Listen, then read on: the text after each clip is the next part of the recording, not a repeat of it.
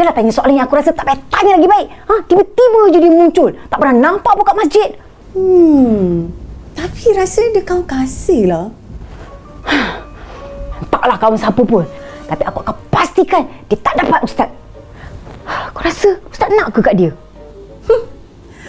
Ustaz tu pun kita tak tahu nak siapa. Dia tu Ustaz tak ada perasaan lah. Memanglah tak ada perasaan lagi, sebab perasaan tu ada kat dalam hati, kat dalam. Nanti bila dah keluar nanti berbunga-bunga bling-bling lah mata Ustaz tu. Ni cakap pasal bling-bling tu. Ni kasih. Rasa tak macam mana cara dia tengok Ustaz? Tak berkelip-kelip tau mata dia. Kasih pula. Lepas kasih ke kasih? Rasa nak marah. Tapi kena sabar. Astaghfirullah.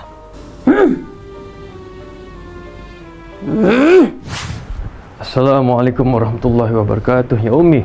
Waalaikumsalam warahmatullahi wabarakatuh. Allah yahdik. Inilah akibatnya bila jarang-jarang sangat bangun subuh kat masjid pula tu. Memang lihat ni biji mata ada setan. Lepas ni kena paksa-paksa sikit Umi. Biar selalu sikit rajin pergi masjid tu. Betul? Ya. Allah masa. Jas. Ya Umi. Program kitab tu bila nak buat lagi? InsyaAllah nanti just fikirkan Umi. Ya. Okay lah Umi, just nak naik bilik dulu. Ya. Li, bangun Li.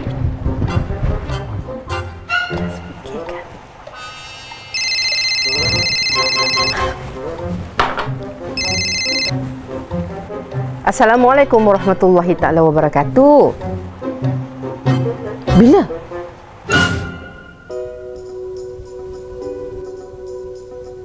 Astaghfirullahalazim. Apa nak jadi ni? Allahu Akbar! Allahu Akbar! Allahu Akbar! Mama! Apa ni Mama? Lihat sangat nak bangun Ni subuh mesti terpelanting lah ni kan? Nak jadi apa ni? Kejap lah. Bangun? Ke nak Mama mandi ke atas katil ni? Mama. Mama ni buat apa nak bangun pagi-pagi awal-awal sangat? Kan tak ada kelas hari ni. Time ni lah nak tidur, nak rehat. Siap sekarang ikut Mama pergi Mantia. Asyik kena minta maaf dengan Ustaz tu tahu. Tak habis lagi ke kes Ustaz ni? Letih lah. Kau letih je?